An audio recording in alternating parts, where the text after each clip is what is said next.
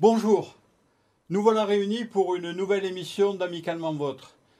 Au quotidien, de nombreux sujets vous intéressent et je dois dire qu'aujourd'hui, à la fois les retraites, à la fois l'insécurité, à la fois le pouvoir d'achat, sont tous des sujets que vous aimeriez voir traités. Mais il y a aussi celui de la santé. Et la santé est liée à la qualité de l'air. Or aujourd'hui, j'accueille sur ce plateau ceux qui connaissent le mieux l'évolution de la qualité de l'air à Marseille, je dirais sur le département des Bouches-du-Rhône, et pourquoi pas le dire en région Provence-Alpes-Côte d'Azur aussi, Monsieur Dominique Robin, qui est le directeur général d'Admo Sud, qu'on appelait il y a encore quelques années en arrière Hermarex, qui a bien évolué, mais il nous en parlera tout à l'heure. Et puis, Monsieur Richard Ardouin, qui est le président de la Fédération départementale de France Nature Environnement, une des associations les plus influentes sur le plan national en matière d'environnement, dans tous les domaines de l'environnement, on y reviendra tout à l'heure, mais aussi sur la qualité de l'air, parce que je sais que c'est une de vos spécialités, ça, Monsieur Richard Ardouin. Mais ma première question sera pour vous, Dominique. Une question simple, que tout le monde se pose. Tout le monde intervient sur ça, on se dit, mon Dieu, à Marseille, on respire un air qui est de mauvaise qualité, c'est pas bon, c'est pas bien. Mais finalement, cet air à Marseille, dites-moi, depuis 40 ans, il n'a pas évolué favorablement. On n'a pas diminué la pollution dans cette ville? Alors c'est vrai que l'habitude et ce que l'on entend régulièrement, c'est que la situation se dégrade et la réalité, c'est qu'elle s'améliore. On a réellement, depuis 40 ans, mais y compris dans les 10 dernières années, une situation qui s'améliore de façon notable dans tous les pays occidentaux et Marseille n'y fait pas exception. Euh, je vais me permettre d'amener un tout petit bémol à cette tendance. C'est vrai que si ça s'améliore, il faut le saluer, hein, et je crois que vraiment ça se traduit à la fois l'effort de la puissance publique, mais aussi celle de chacun. Une amélioration de 10%, 20%, 40%? Voilà, et donc vous êtes tout de suite dans le vif du débat. En réalité, ce que l'on constate, c'est qu'au niveau national, depuis 2000, on a une baisse d'environ 40%, et à Marseille, dans le même temps, on fait entre 10 et 15%. Ce que ça signifie, c'est que ce que ça signifie, c'est qu'effectivement, on a une amélioration, mais on va moins vite qu'ailleurs. Et donc, ça interroge à la fois la place de la voiture, je pense que dans ce territoire, tout le monde en est bien conscient, mais aussi d'autres activités. Je pense à l'activité maritime et portuaire, sur laquelle nous aurons peut-être l'occasion de revenir. Très certainement. Richard Ardouin, vous partagez ce sentiment qu'on améliore entre 10 et 20% la qualité de l'air sur cette ville? Tout à fait, mais c'est un phénomène qui est mécanique par rapport à l'amélioration des technologies et pas véritablement par rapport vraiment à ce que pourraient attendre des politiques publiques. Donc on est en termes de mobilité, on est en deçà de ce qu'on devrait faire. En termes d'industrie, notamment si on parle... On ne peut pas faire pire, il n'y a plus d'industrie à Marseille. Mais à Marseille, non, mais on est sous le vent quand même du golfe de Fos. Et à partir de là, ce qui se passe à ArcelorMittal, eh bien, disons, donc, Marseille en bénéficie, quoi. Et donc, selon vous, qu'est-ce qu'il faudrait faire pour qu'on ait qu'un air pur à respirer dans cette ville où il faut quand même vivre, travailler, développer des points économiques et essayer toujours d'avoir la place de la deuxième ville de France? Eh bien, il faut avoir des politiques qui soient fortes, donc ça veut dire notamment en termes de mobilité, il faut non seulement bien, je comprends qu'il y a la politique du critère, mais il y a également la sensibilisation, notamment si on mettait en place un radar de visualisation de la pollution de l'air, ça sensibiliserait les gens. Après, il y a effectivement de privilégier sur certaines zones donc des circulations donc à mode respectueux. Je parle par exemple d'une route qui est très saturée, c'est la route des Gouttes par exemple. On devrait faire une zone de trafic limité pour améliorer. On devrait augmenter. Mais est-ce que c'est la zone la plus polluée de Marseille? Je ne suis pas sûr. Non, c'est pas la plus polluée, mais mais quand il y a des phénomènes de trafic importants, et quand il y a des blocages de la circulation, là il y a la pollution qui monte. Alors que nous avons une possibilité. Certes, on est bloqué par la mer, mais la mer, on peut faire du maritime, on peut faire de la navette maritime. On peut faire du cabotage, tout à fait. Actuellement, par exemple, la navette qui va au Goudes, elle est très marginale, elle pourrait être développée. Mais finalement, je reviens vers vous, Dominique Robin. On parle des Gouttes, on parle de l'avenue de Montredon, parce que c'est ça, en fait, qui amène toute la circulation automobile, où il y a un fort trafic l'été. Mais ce n'est pas l'endroit le plus pollué de Marseille. Selon mes souvenirs, les endroits les plus pollués de Marseille, c'est soit le boulevard Plombières, soit le carrefour de Sainte-Marguerite dans ce périmètre-là. Est-ce que j'ai des bons souvenirs? Est-ce que c'est la réalité? Ou est-ce que, comme vient de le dire Richard Ardouin, c'est les Goudes le plus pollué? Je crois pas. Hein. Oui, je crois que vous avez parfaitement un bon souvenir, une bonne connaissance, si vous me permettez, de cette situation marseillaise. Je vous en prie. D'abord, ce qu'il faut bien comprendre, c'est que la qualité de l'air liée au transport routier, elle va être liée à 2 paramètres, la quantité de voitures et puis la rugosité urbaine, c'est-à-dire la façon dont la ville est plus ou moins dense. Et c'est vrai qu'en bord de mer, on a quand même une ouverture qui est favorable. Mais je voudrais revenir sur un des points que vous avez évoqués. Vous commencez en disant il y a l'économie et puis peut-être la santé ou l'environnement. Mais tout ça va de concert aujourd'hui. Les villes dynamiques sur le plan économique soignent également cette question environnementale et ont une attention pour la santé de chacun. Et moi j'aime bien cet exemple des Goudes parce qu'au fond, il est vrai que ce n'est pas la situation la pire de Marseille, soyons clairs, l'ouverture et donc cette ventilation assez naturelle que chacun peut percevoir avec la mer, évidemment favorable. Pour autant, on sait aussi que quand on regarde les seuils sanitaires, en particulier avec ces nouvelles lignes directrices de l'Organisation mondiale de la santé, 2021, à l'échelle mondiale, on ne parle pas de Marseille, on constate qu'effectivement, y compris dans ces secteurs, il y a des facteurs d'amélioration. Et comme le dit M. Ardouin, je pense qu'on a un sujet sur l'air, mais en réalité, il y a un sujet sur le bruit, il y a un sujet sur la mobilité, le bien-être. Et vous voyez, on n'est pas très loin de la question économique. Parce que si on fait des thromboses, en réalité, on ne va pas avancer beaucoup non plus. Donc on est dans la même barque. Mais bien sûr, nous sommes tous sur la même barque et nous devons tous comprendre les problèmes qui nous sont posés et essayer de trouver ensemble les solutions. À Marseille, vous savez que la difficulté, c'est trouver ensemble les solutions. Mais avec beaucoup d'habileté, vous n'avez pas répondu à la question que je vous ai posée. Alors, c'est Plombières ou Dromel-Sainte-Marguerite, les lieux les plus pollués de Marseille? Oui, de façon très directe, si c'était votre question, j'avais compris que c'était plutôt une allégorie pour nous amener vers les Goudes. Les deux. Mais le sujet, évidemment, c'est qu'aujourd'hui, on sait que le boulevard de Plombières, c'est la situation la plus pénalisante. On a un très gros axe routier avec 80-90 000 véhicules jour. Une situation très fermée, vous voyez, ces bâtiments qui sont très proches. 90 000 véhicules jour? Absolument. Et puis cette passerelle qui vient finalement un peu fermer. Donc on n'est pas dans l'effet tunnel que l'on peut constater. Par exemple, je pense à la L2. M. Ardouin a beaucoup travaillé sur ces questions. Et c'est vrai que dans les situations très pénalisantes que l'on a à Marseille, on a celle-là indéniablement. Les Gouttes étant évidemment très loin de la situation qu'on vient d'évoquer. Bien sûr. Mais finalement, vous qui mettez toujours en avant, M. Ardouin, les solutions à préconiser, quelle est la solution à préconiser sur Plombières? Quartier défavorisé, abandonné par tout le monde, où la vie n'est pas si agréable que ça, et où c'est l'endroit le plus pollué de Marseille. Qu'est-ce qu'il faudrait faire, selon vous, pour améliorer les choses, avant de l'améliorer au Goudes? Là, déjà, sur Plombières, ce que je comprends, moi, c'est une circulation de transit. C'est essentiellement c'est pas de la proximité. Donc, c'est y trouver une solution. Déjà, peut-être la solution, c'est de supprimer la passerelle. Ah, voilà une excellente solution que les politiques devraient mieux entendre. Et la deuxième solution, c'est de créer des flux qui ne soient pas que sur cet axe-là. Et également, pour la proximité, peut-être améliorer les transports publics, mais dans ce coin-là, je pense que dans ce secteur-là, ils ne sont pas trop malheureux par rapport à certains secteurs. Je pense qu'on y reviendra, on a des suggestions à faire. Mais voilà, donc privilégier, tant que faire se peut, les transports comme les tramways, qui sont certes, ils sont très coûteux, mais ils sont très appréciés et les gens et les citoyens les prennent volontiers. Indéniablement. Mais enfin, supprimer la passerelle de Plombières, ça me paraît être la solution numéro 1 à cet endroit. Si on veut améliorer la qualité de l'air à cet endroit, je vous rappelle que Plombières, c'est plus de 3 km comme voie de transit. Effectivement, il y a beaucoup d'allers-retours continuels et peu de gens qui s'arrêtent dans ces quartiers. Supprimer la passerelle, comme ça a été supprimé ailleurs, améliorera la qualité de vie de cet endroit. Avant d'envisager le reste, pourquoi ça ne se fait pas d'après vous ? Parce que il faut trouver une solution qui soit viable. Je penserais, par exemple, on pourrait très bien avoir une forme de tunnel qui permettrait de continuer à avoir ce flux de transit, mais sans que la population en subisse les conséquences. Il faut trouver une solution qui soit économiquement acceptable. Je ne suis pas sûr que ce soit le fait de recréer un tunnel à cet endroit qui faciliterait la chose, mais le fait d'aérer, d'ouvrir et de permettre d'avoir 4 voies bien organisées sur ce qui existe aujourd'hui permettait de grandement améliorer les choses. Mais la proposition de M. Ardouin en matière de transport collectif me paraît être une très bonne suggestion.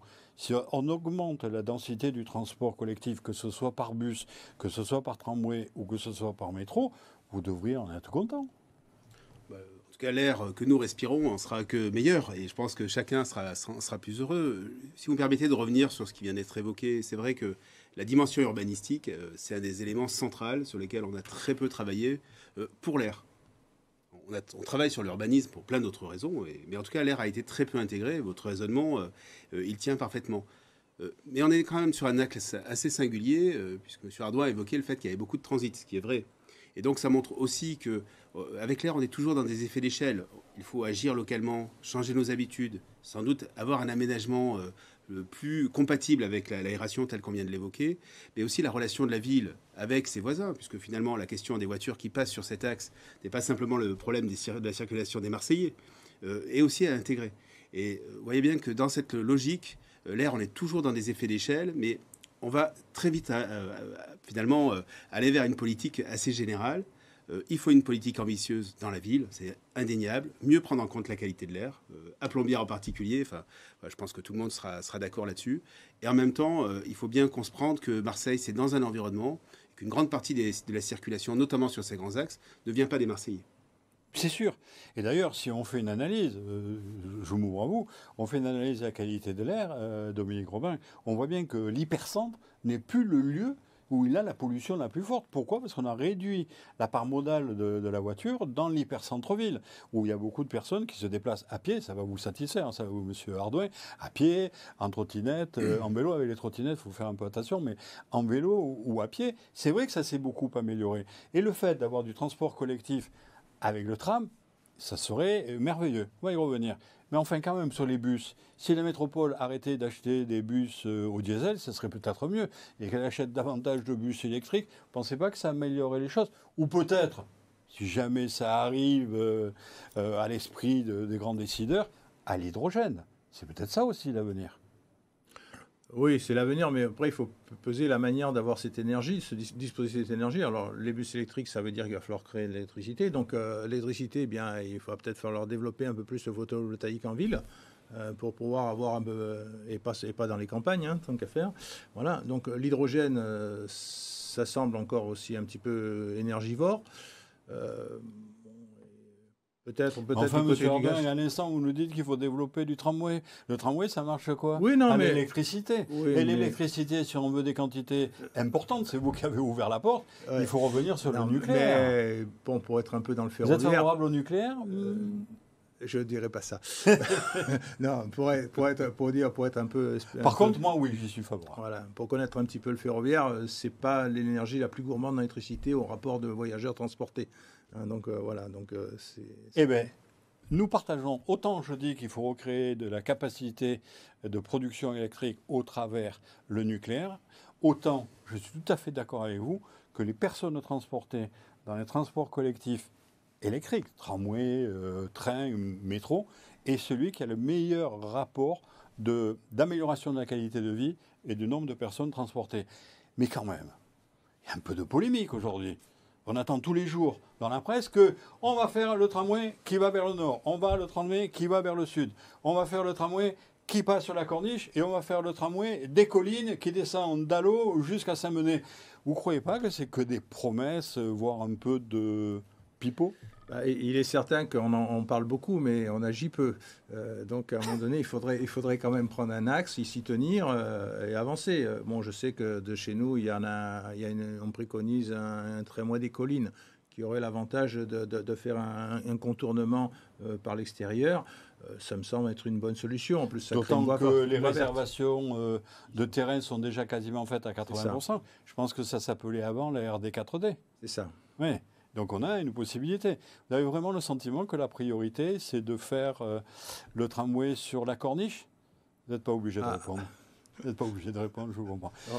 Mais c'est vrai que si on arrive à modifier le transport collectif, et plus on aura de transport collectif non polluant, mieux ça améliorera la qualité de vie dans tous les arrondissements de la ville. Parce que je disais tout à l'heure que c'est le centre-ville qui a amélioré. Mais nous devons améliorer les arrondissements périphériques de Marseille qui subissent une pollution électrique forte. Donc nous venons d'évoquer le transport collectif. C'est une des solutions qui peut être préconisée.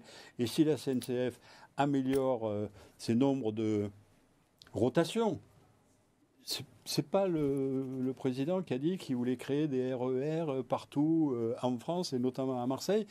Donc pour cela, il faudrait que la SNCF, vous qui l'utilisez quotidiennement, amène les trains à l'heure et peut-être avec un peu moins de grève qu'on a aujourd'hui pour que vous puissiez en bénéficier. On serait tous contents. Vous le premier, non? Qu'en pensez-vous? Non, mais je reviens à l'économie. Tout le monde serait beaucoup plus content d'avoir une circulation et une solution de transport collectif plus ambitieuse. Et la question du train, elle est centrale dans ce territoire, c'est évident. Moi, j'irais un peu plus loin que France Nature Environnement sur la question de l'électricité en ville. J'ai vu les atermoiements de M. Ardouin sur cette question. Je crois qu'il faut être clair. Dans les centres urbains, aujourd'hui, l'électromobilité, c'est l'avenir.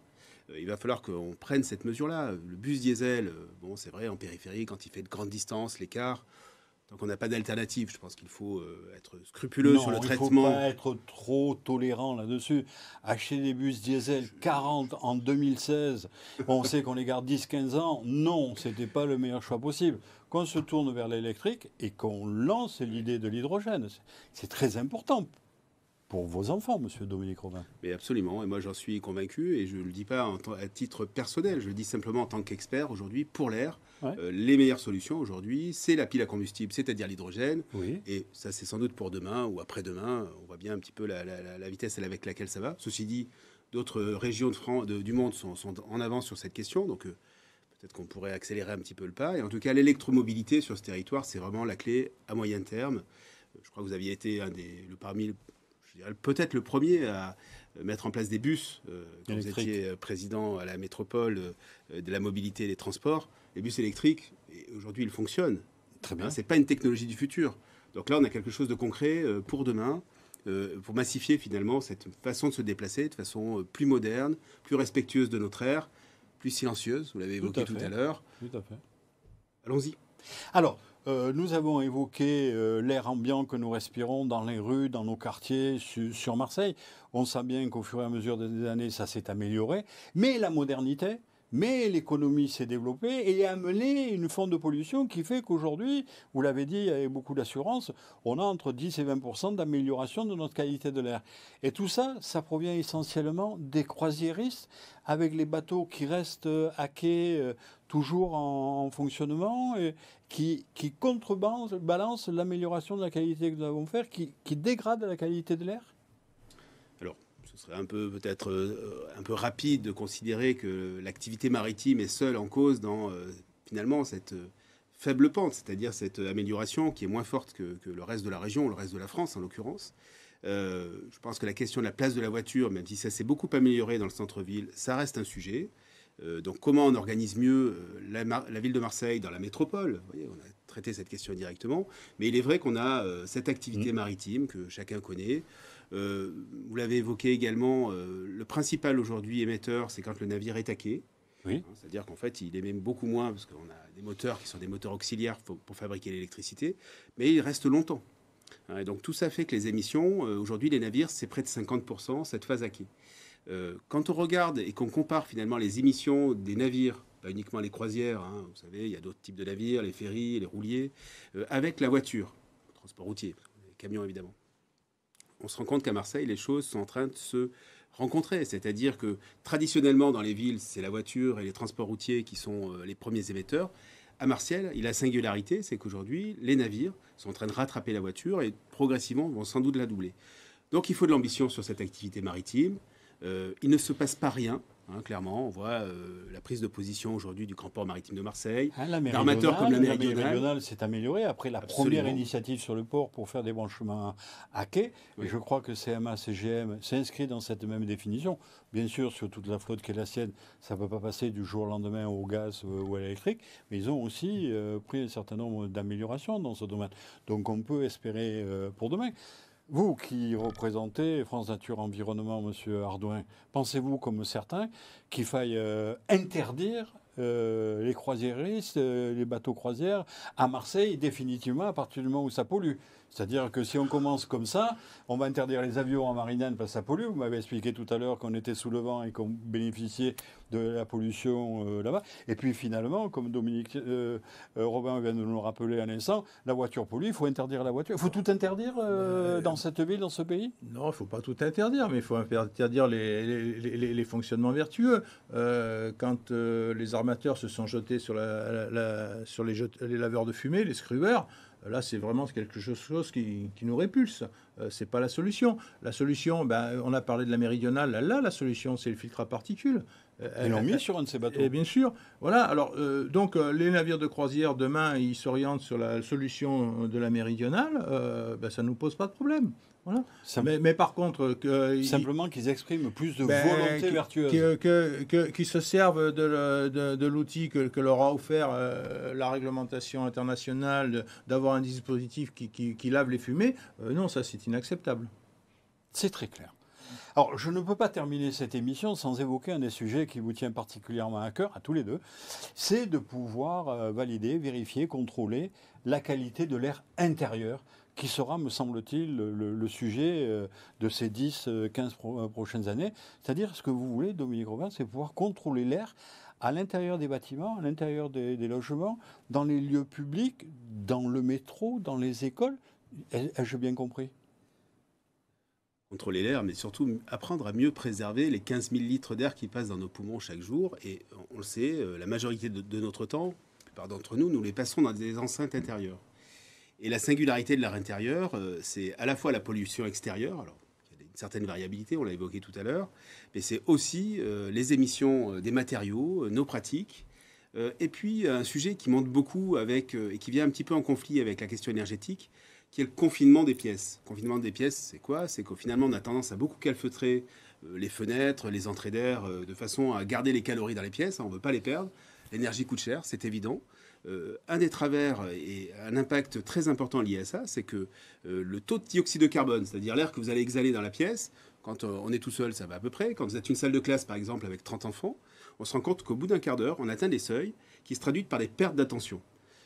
Et ça, c'est très important, parce que quand on parle de perte d'attention, ça veut dire qu'à l'endroit même où on pense que les enfants sont dans une forme de sanctuaire, en tout cas, l'école peut être cet espace, on n'a pas les meilleures conditions d'apprentissage.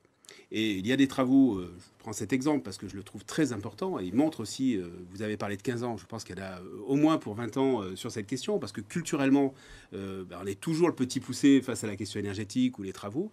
Mais je pense aux travaux de Laurent Janin, qui est titulaire d'une des grandes chaires de l'école du futur dans le monde. Il y en a 3 dans le monde, il est à Cergy-Pontoise, c'est pas un Marseillais, qui montre que si on met les enfants dans très bonnes conditions environnementales à l'intérieur de l'école, on peut rattraper le handicap social.